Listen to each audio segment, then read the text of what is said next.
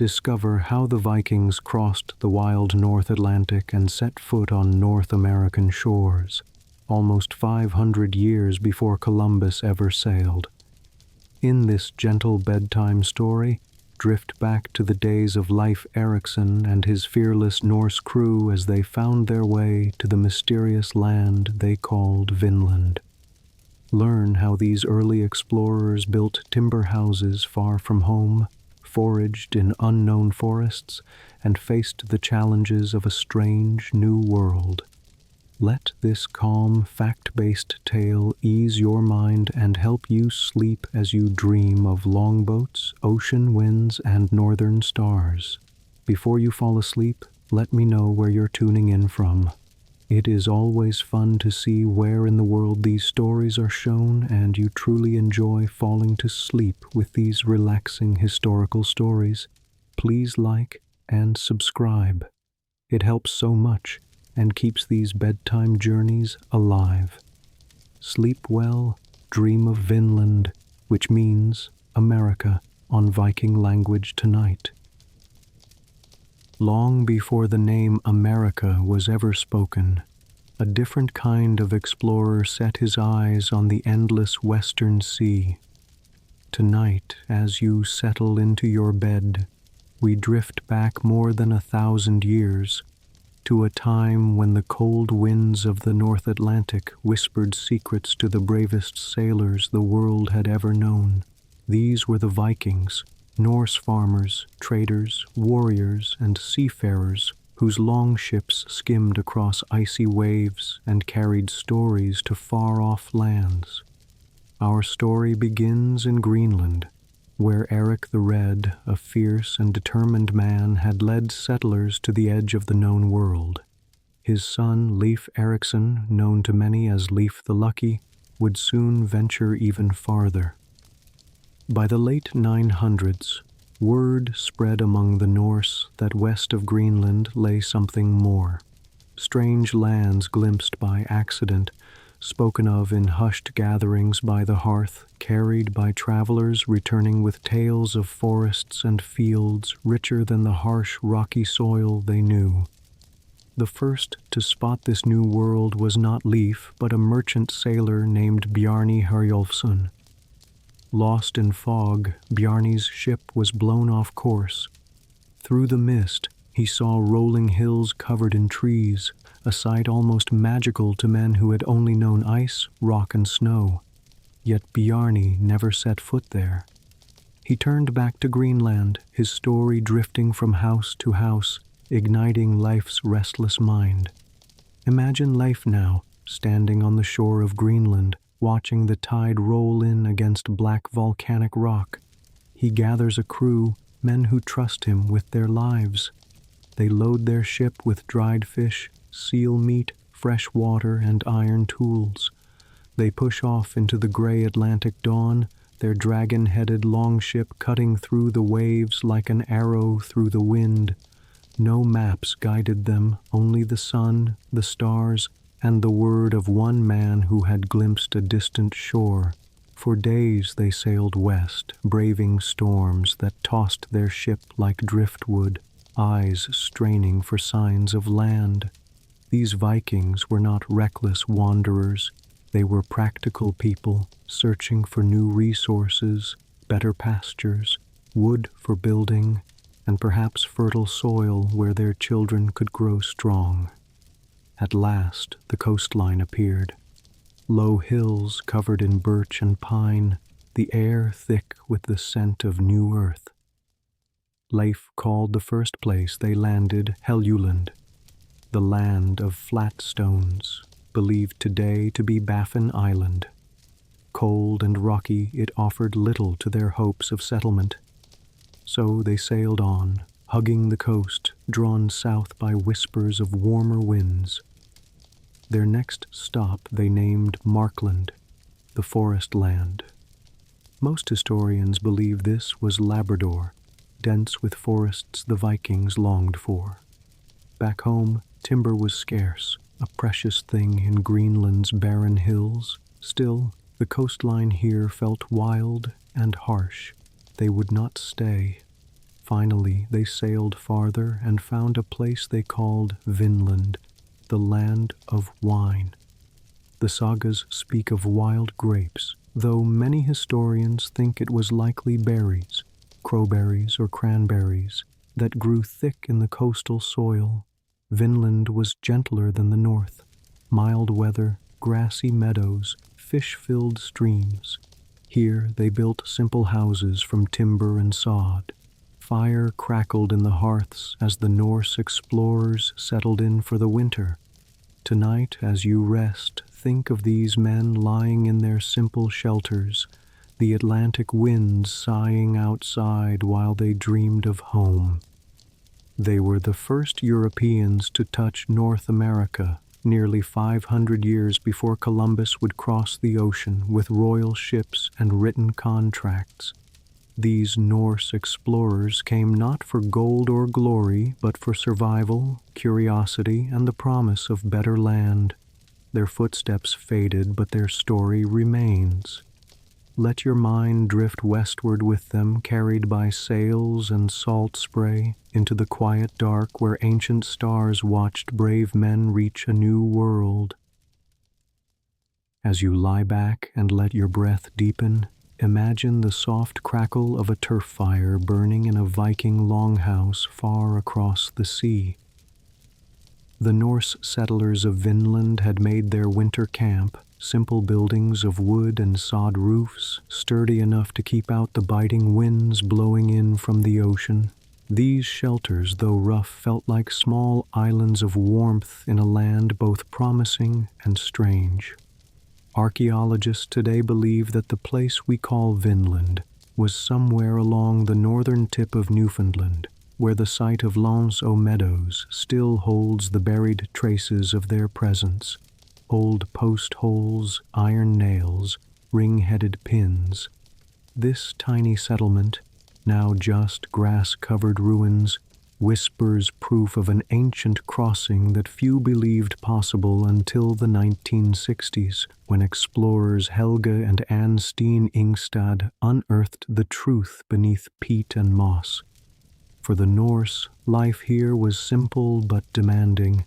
They hunted caribou and bear, fished in rivers teeming with salmon and cod, and foraged berries under a softer sun than Greenland's pale light. They made butter from their livestock's milk, boiled stews in iron cauldrons, and gathered driftwood for fires. Their longhouses were dark but alive with voices, rough laughter, quiet prayers, stories spun before sleep. Outside these small hearths, the new world waited: vast forests, unknown animals, and the quiet, watchful presence of people they called the Skraelings. These were the ancestors of the Beothuk and other indigenous peoples whose lives had long unfolded along these coasts. The sagas tell us the meetings between Vikings and Skraelings were uneasy. Trade at first, red cloth for furs, milk for meat, but fear lingered just beneath the surface. Imagine now the Norse standing on the shore, trading small goods, each side wary, each side curious. For the Vikings, who came from harsh northern farms and fjords, this land felt like a gift, but it was no empty wilderness. It belonged to others long before their ships scraped its rocky coves. Despite the bounty, the settlement's future was fragile. Stories tell of sudden clashes when misunderstandings turned to violence. A loud ox startled the Skraelings once, sparking fear and arrows. The Vikings, so used to raiding and battle, now realized that in this faraway land they were outnumbered and isolated. Unlike their raids in Europe, here they could not simply conquer and claim. Here they had to weigh risk against need. Still, they stayed through at least one winter, maybe 2 or 3.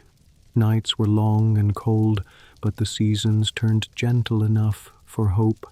They carved runes into driftwood, sharpened axes, mended sails.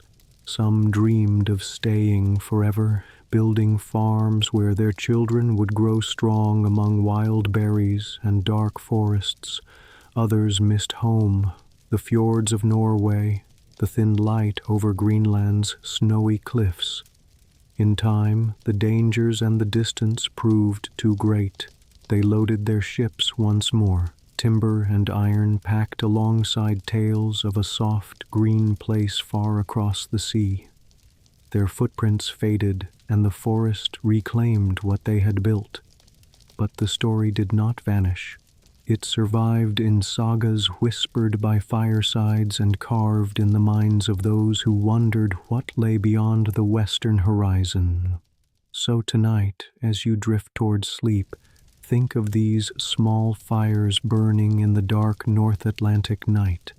Think of strong hands rowing longships into an unknown sea, guided only by courage, memory, and the promise of something more.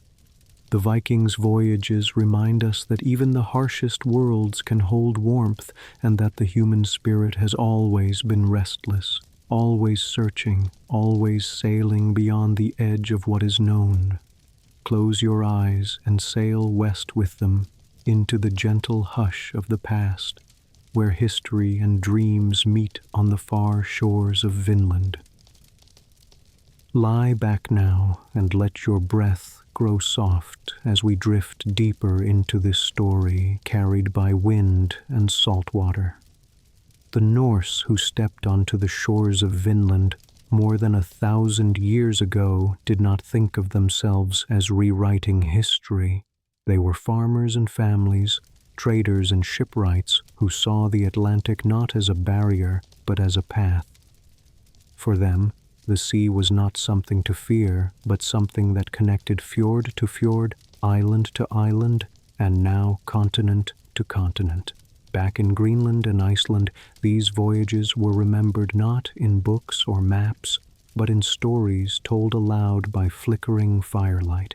These were the sagas, part history, part legend, woven together over generations like threads in a warm wool cloak.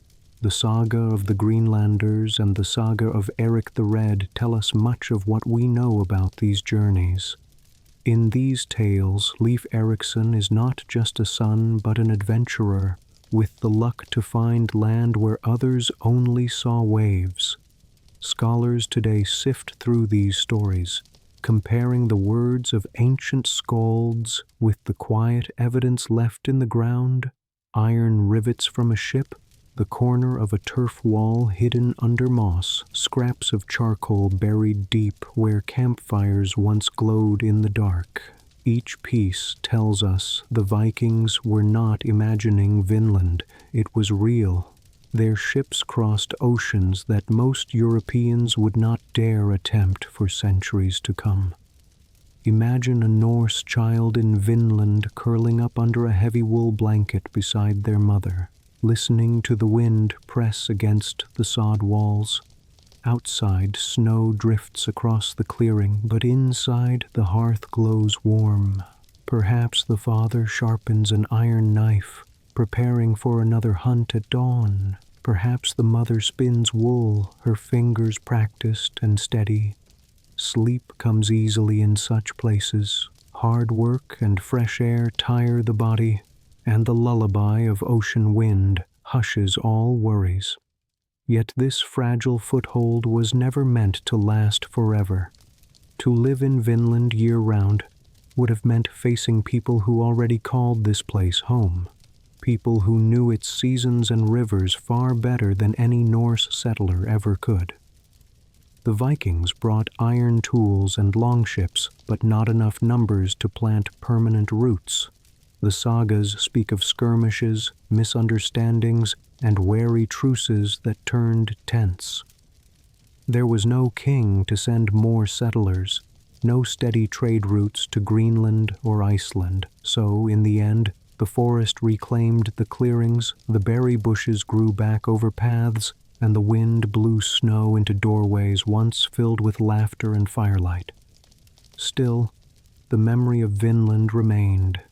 Back in Iceland, storytellers spoke of a soft, fertile place beyond the ice, a place of wild vines, meadows, and streams. For centuries, many thought these were just tall tales. myths to entertain on long winter nights.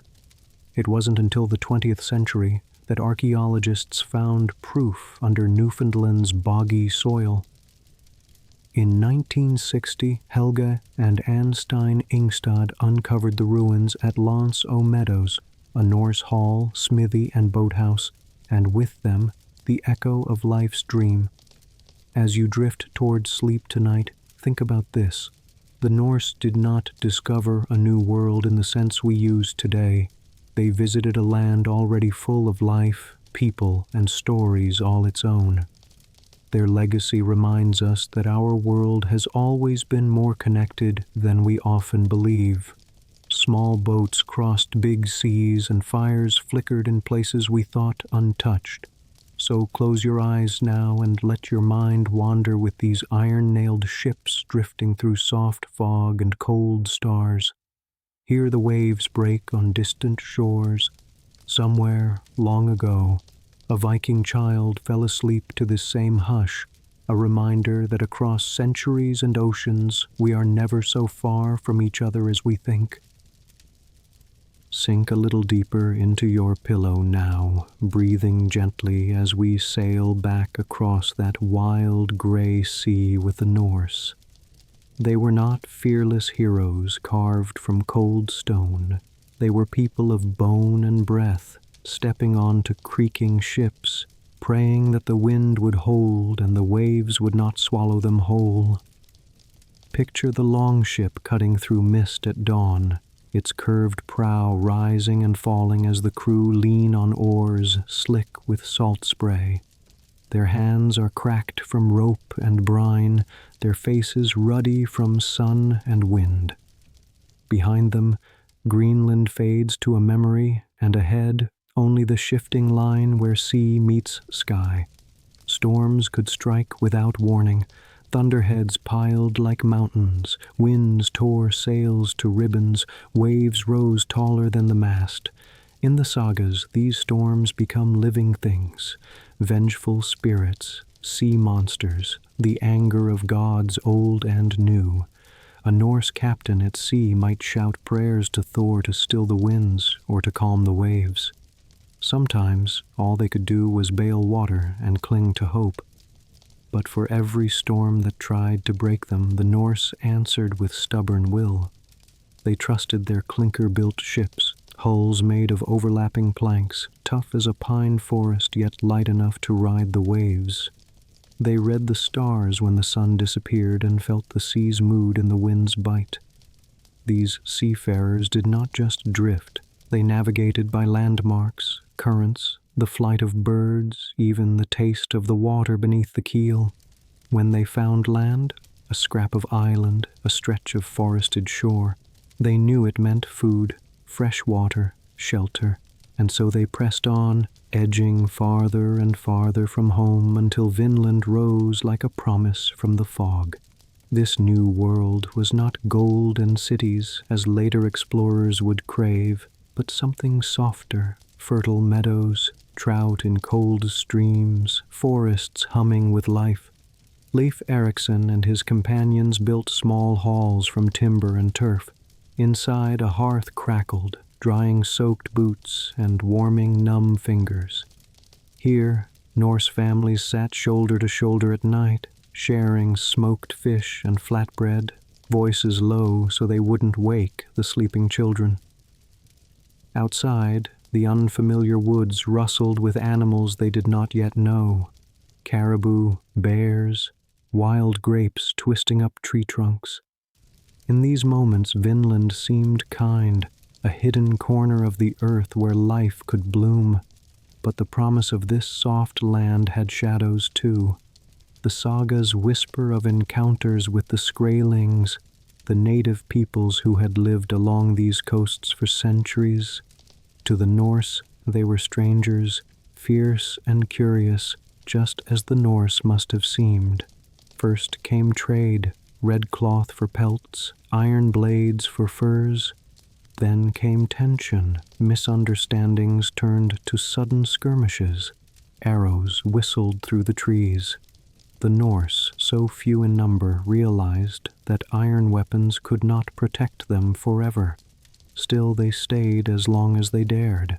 They explored deeper forests, mapped gentle bays, noted where wild wheat grew tall and berries ripened sweet.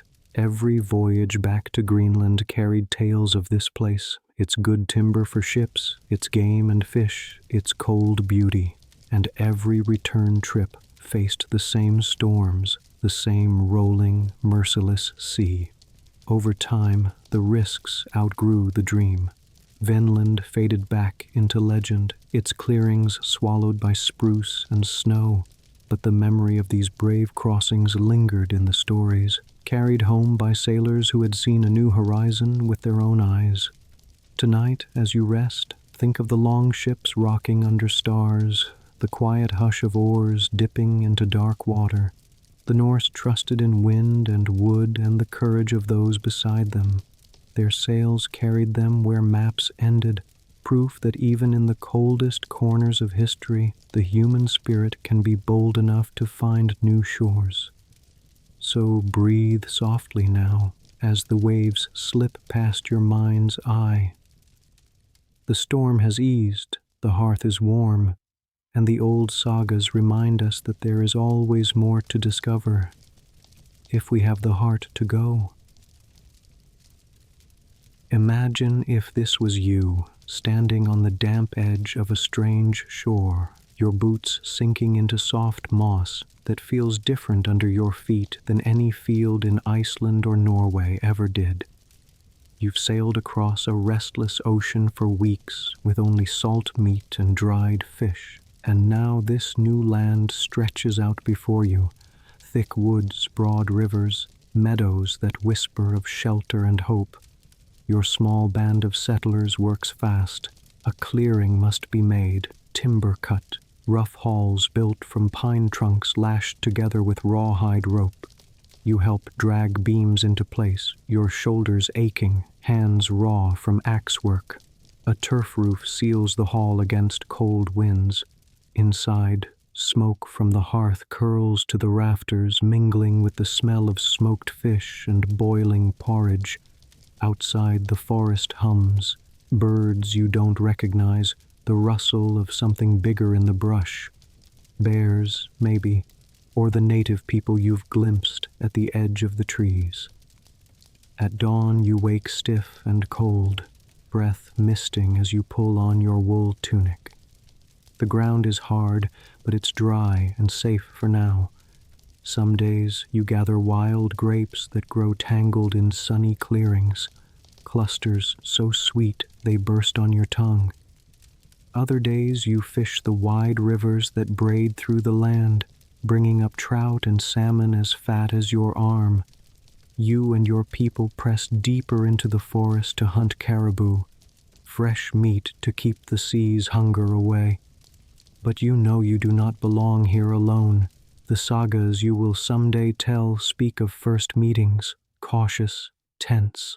The local people stand at the riverbank, dark eyes watching as you step forward with an open hand and a scrap of red cloth to trade.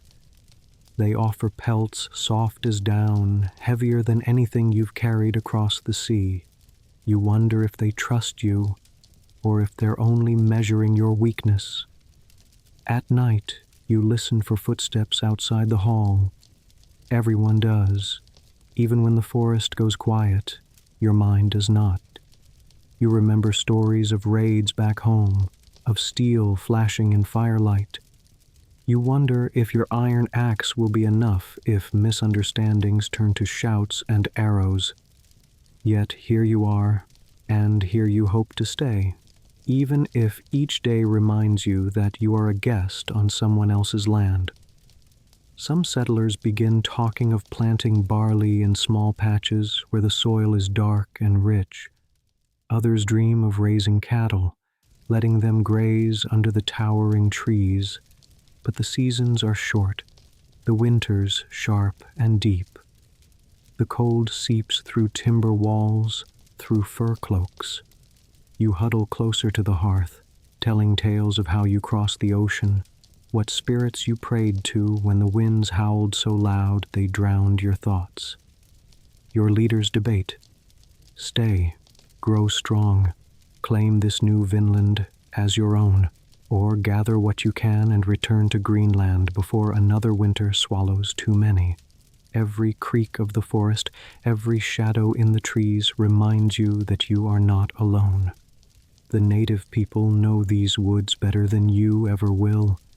They vanish into the pines, then reappear where you least expect them, curious but cautious. Imagine sitting by that fire, feeling the weight of the ocean behind you and the endless forest ahead. You doze with your back to the wall, an axe across your knees. You trust your neighbors, but not completely. You trust the woods, but only by daylight. And yet in these flickering moments, it feels like you could stay forever, that your children might run through these fields barefoot, that your grandchildren might forget the old sagas and speak of Vinland as home. For a moment, you dream that this place will welcome you, that the iron of your axe and the warmth of your words will be enough to keep the shadows at bay, that when you look out across the water, you will not miss the fjords or the sharp peaks of your homeland. You wonder if this land will keep your bones, or if one day you'll board the long ship again and let the salt wind carry you back to the world you left behind. Picture yourself here now.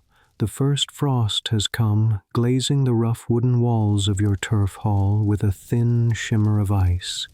You wake before dawn, huddled in a blanket of wolf pelts, your breath white in the dim light of the fire's last embers. Outside, the clearing is hushed under a crust of snow. In the distance, the river still runs, but its edges are hardening into glass. Each morning you share this cold with your kin, men and women who followed Leif Erikson or Thorvald, believing the sagas of rich land, timber, and fish enough to feed the dream of a new home. Some say this place is Markland, the forest land. Others call it Vinland, the wine land, for the wild grapes tangled in sunlit clearings. Historians believe these places stretched somewhere along what is now Newfoundland, maybe even a bit farther south. They know this because of tiny clues left behind: iron nails, butternut shells, smoothed-out foundations of timber halls like the one you sleep in. You spend your days repairing the walls, patching leaks where the wind sneaks in. You help carve runes on driftwood beams, not for decoration, but to mark your claim, your presence. Sometimes your group sends scouts deeper inland, hoping to find fields clear enough to plant barley or flax. The soil is good, darker than the rocky earth back in Greenland, but every patch of cleared land feels like a bargain with the forest, a promise that might be broken by an early storm or a wandering bear. Food is always on your mind. The fish are plentiful in the rivers: cod, trout, even salmon. You smoke what you catch, hang strips above the hearth, so they last through long weeks when the wind howls and the forest feels like it's leaning in closer. Sometimes you gather berries, cloudberries, maybe cranberries, storing them in wooden barrels. It's never quite enough. There's tension, too. The Skraelings, the native people, likely ancestors of today's Beothuk or other Algonquian tribes, appear at the edges of your camp, watching, sometimes approaching with wary curiosity. The sagas say you trade with them, red cloth for pelts, milk for furs, but misunderstandings spark quickly: a stolen weapon, a misread gesture, a clash of tongues that no one truly shares. Small skirmishes flare up like brush fires, quick and fierce, then gone again, leaving you scanning the tree line every night. You wonder what your chieftain will decide.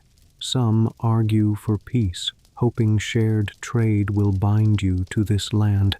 let you thrive without walls and weapons always ready. Others sharpen their swords in the firelight, voices low as they plan to build stronger stockades, to stand their ground as if this forest were their own. In truth, this place is rich, thick forests for lumber, iron ore in the ground, wild game in numbers unheard of in Iceland, and yet it's so far from home. The North Atlantic is no gentle path. Your longship is sturdy, but the sea doesn't care about your dreams of settlement. More than one expedition has turned back, driven by storms, scurvy, or simple homesickness. Some families have buried sons and fathers under stone cairns that will stand alone in the snow for centuries. As you sit by the fire, you think about those stones. You wonder if someone far in the future will find them, pick at the moss, read the runes you carved with cold hands. The sagas say you came here first, centuries before Columbus sailed west with his Spanish flag and royal charter. You wonder if anyone will remember that it was your people who braved the sea in open ships, guided by stars, winds, and the quiet prayers to Thor and Odin. The days grow shorter now. Each sunset comes a little earlier, casting long shadows across the clearing. Some in your group speak of packing up before the ice traps your ship in the fjord for good. Others cling to the idea that you can build a life here. If you can only last another winter, plant your barley, trade for furs, keep the peace. You roll out your blanket, listening to the wind push against the timber walls. In this moment, you are neither conqueror nor guest, just a soul trying to sleep through the cold, dreaming of a place that might someday be called home. It's early dawn now. You stand at the edge of the clearing where the last row of turf huts rises like quiet, patient mounds in the snow. Frost etches every log and beam. Your breath hangs in the air, drifting into the silent trees. There is a moment, before the sun lifts, when you can almost believe this place could be yours forever. Inside the hall, the fire struggles. You feed it driftwood gathered from the shore, timber the sagas called plentiful here. Back in Iceland, wood was precious. Here the forests seem endless. But each log you burn reminds you that it takes work to fell these trees, to shape them into walls that won't collapse under the heavy snow. Your kin huddle near the hearth. Small children curl up under reindeer hides. Older ones listen as the elders speak of Greenland and Iceland, of homesteads where the sheep and cattle graze freely, where neighbors live within reach, not weeks of sailing away. You sense the doubt that coils through every whispered story, the sense that maybe this venture into Vinland was always too bold, too far.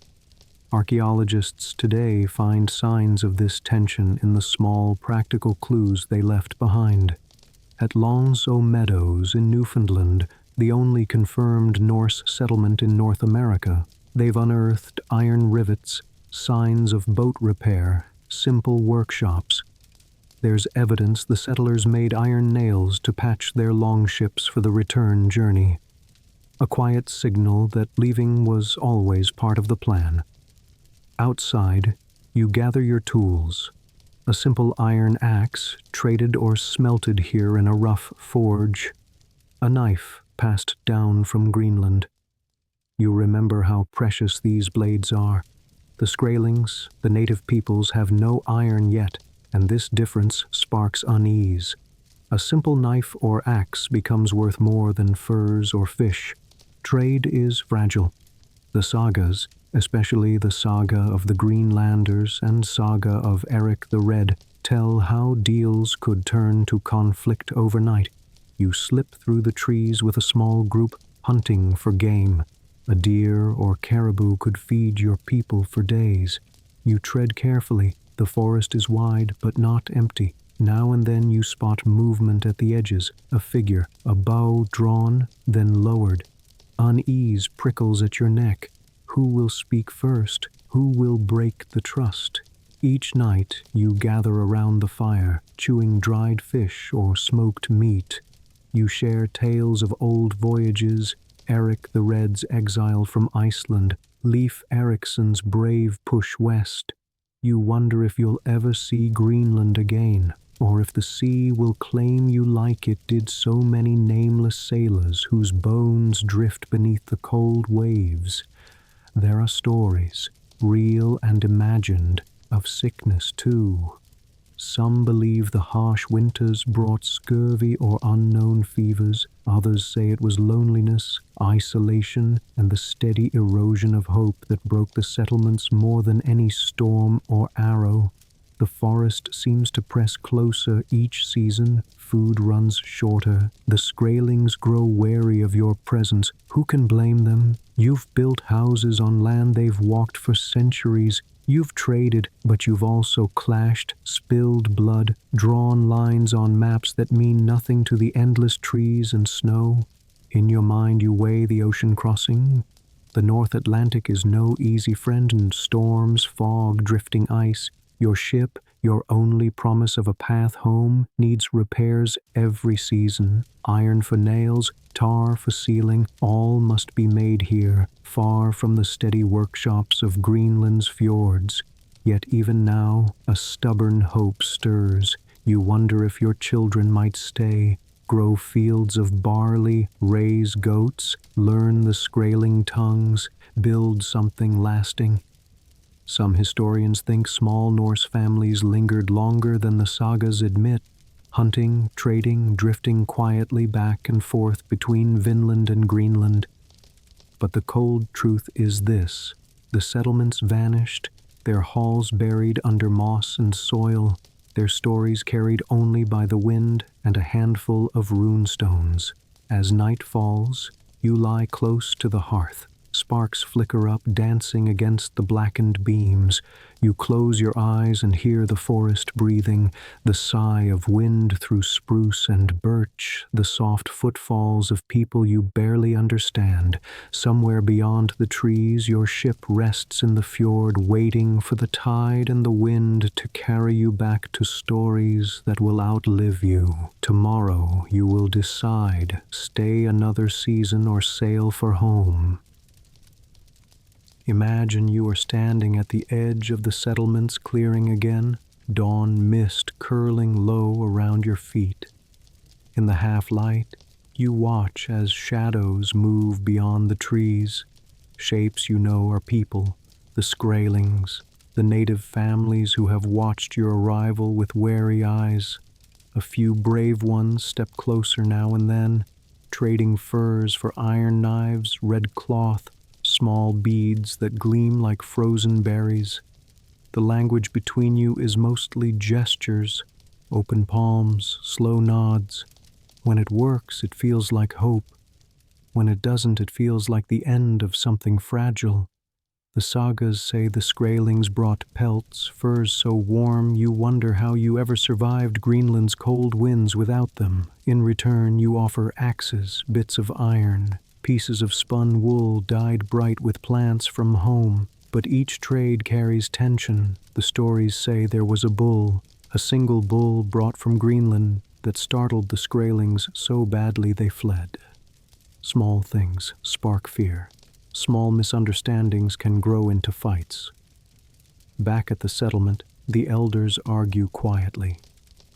Should you build stronger walls, move deeper into the woods, leave altogether before winter seals off the fjord with ice?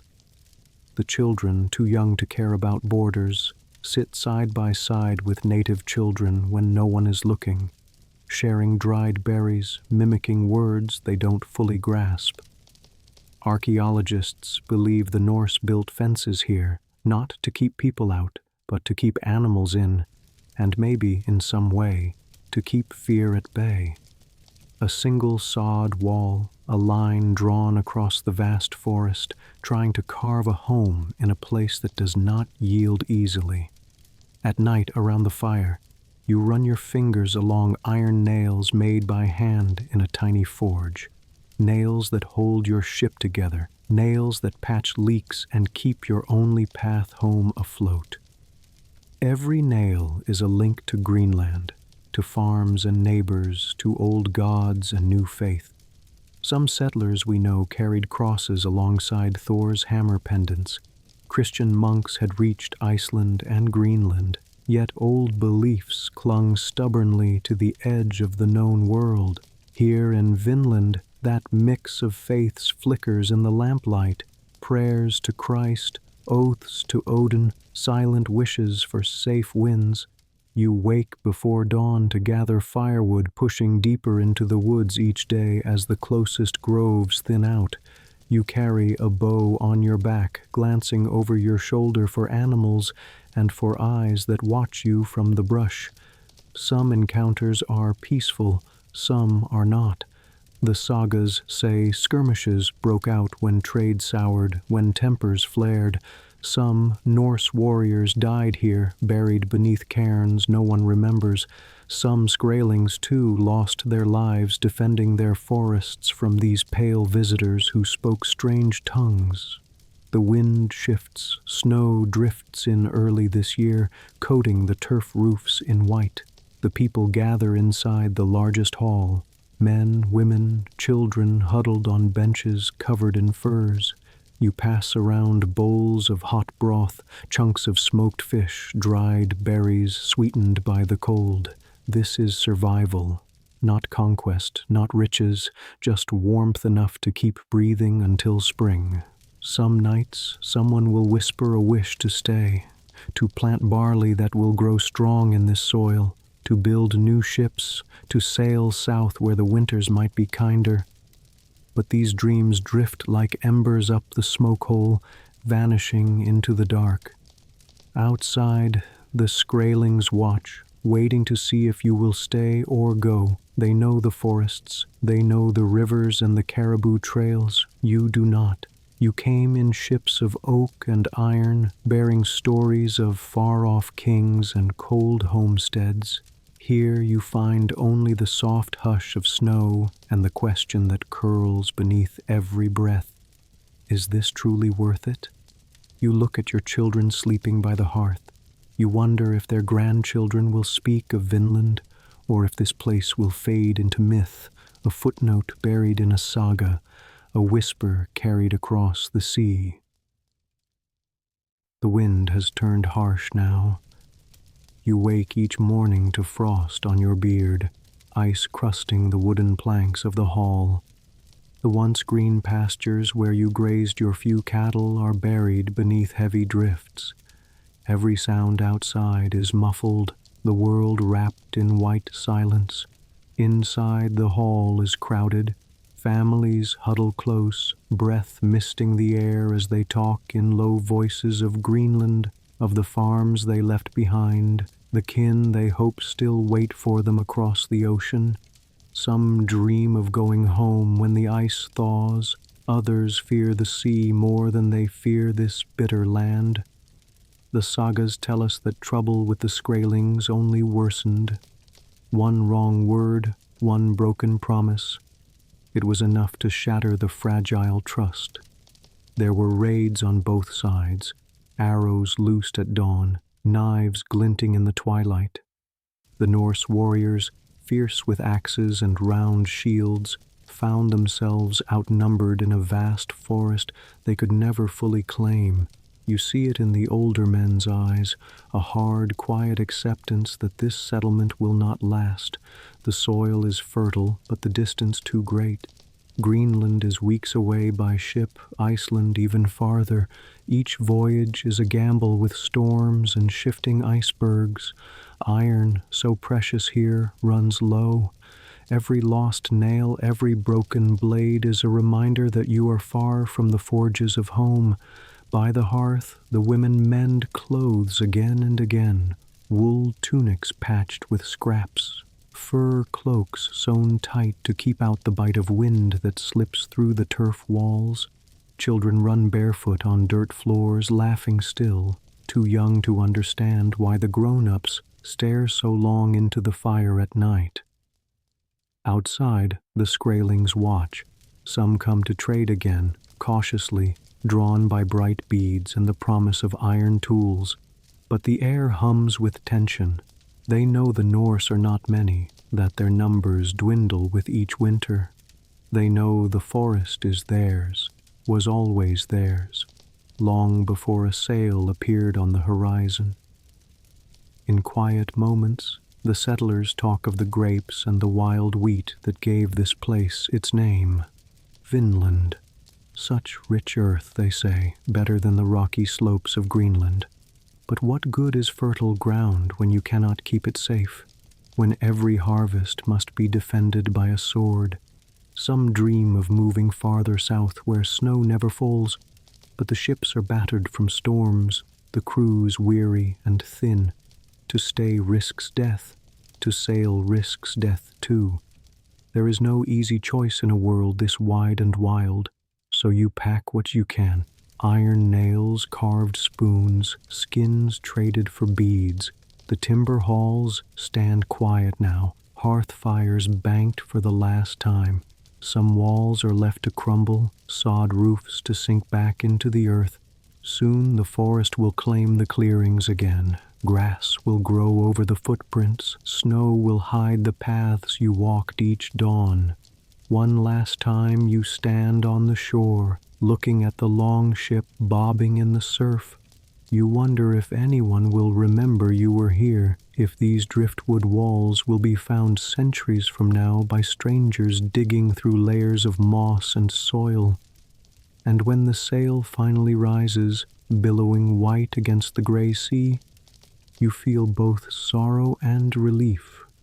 Ahead lies Greenland, familiar fjords, kin who stayed behind. Behind lies Vinland, a dream half realized, a chapter that will blur into saga and rumor. The wind fills the sail, the coastline shrinks, pine forests fading into the mist. Somewhere in the hush of waves and creak of oars, you promise yourself this story will live on, around hearths, in whispered tales, in carved runes scratched into wood. The land was good, the sea was fierce, the dream was worth the telling, and as the horizon swallows the last glimpse of Vinland, you hope, quietly, fiercely, that one day your children's children will remember that you crossed the edge of the world and left your mark on a distant, silent shore. Imagine for a moment the long ship drifting away from the shore of Vinland, the rhythmic creak of the oars, the low murmur of voices under breath. The wind is cold, carrying the salty tang of the endless sea. You stand near the mast, wrapped in a fur cloak that smells faintly of smoke and pine resin, eyes fixed on the receding line of dark forest that sheltered you for all those fleeting seasons. The ocean ahead is vast but familiar. These Vikings were never strangers to hardship or distance, from Norway to Iceland to Greenland, and now to this far edge of the world.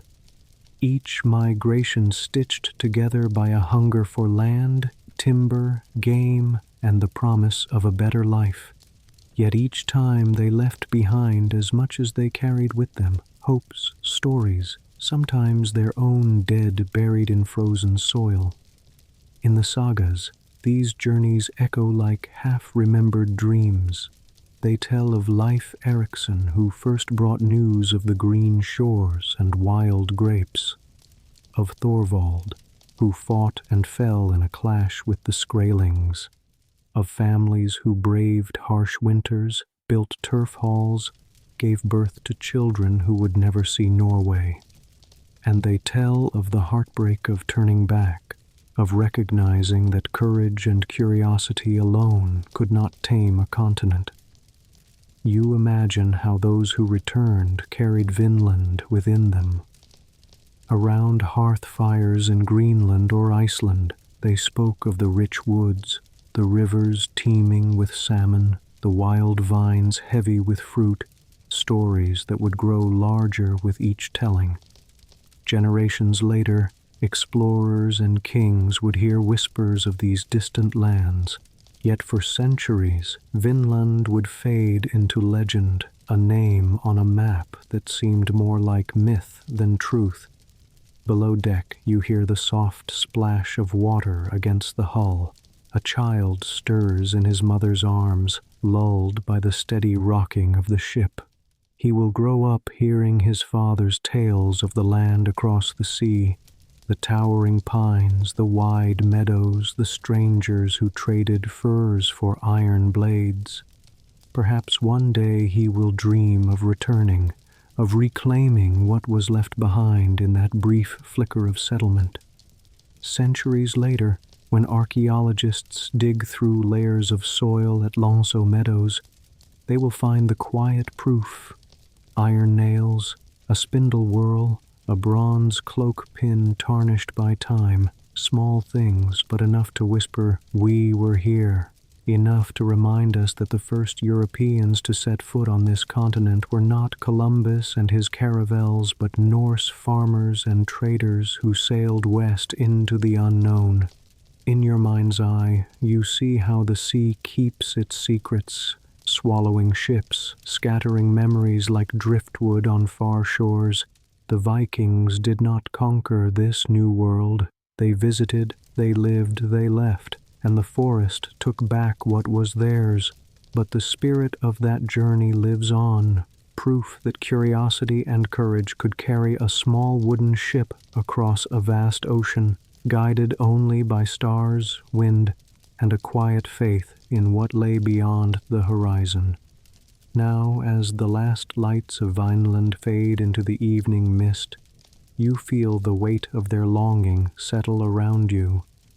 The Norse did not find gold here, nor a kingdom to rule. What they found was a glimpse of what might have been, a testament to human restlessness and the dream of distant shores. So let the waves rock you now, like they rocked the longships centuries ago. Let the wind carry your thoughts back and forth across time, and know that somewhere deep in the sagas and the soil, the story of Vinland still breathes, waiting for someone like you to remember. As the sun sets over the distant shores of Vinland, the golden light filters softly through the ancient trees, casting long shadows that seem to dance like spirits from another time. Imagine yourself standing there, feet rooted in the rich soil where Vikings once walked, breathed, and dreamed. The air is cool, filled with the quiet song of birds settling down for the night. The Vikings were hardy souls, shaped by the rugged landscapes of Scandinavia and tempered by the endless sea.